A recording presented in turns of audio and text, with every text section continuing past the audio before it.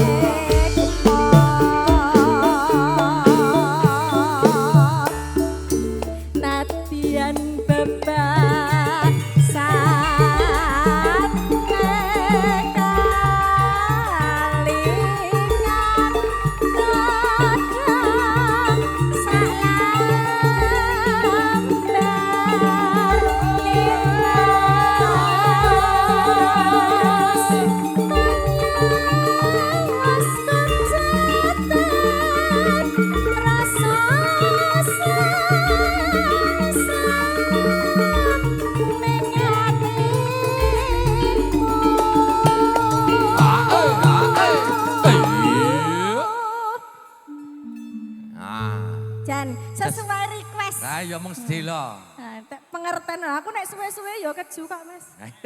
Keju apane? Anu maksudnya wis suwe ora obah ngono lho, Mas. Ayo delo dhewe gawe lega kaya. Heeh, ora apa-apa sithik wae. Pacane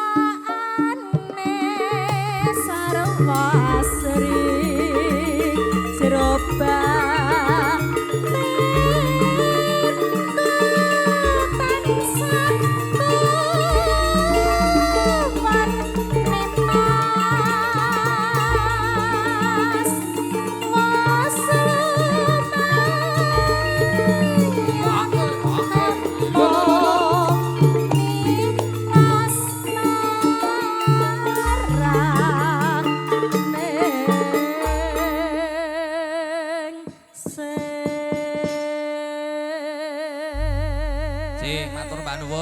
Mbak Cynthia, menawa dawuh ingkang pun tampi lumadhi ing adicara tumuli badhe pun lajengaken.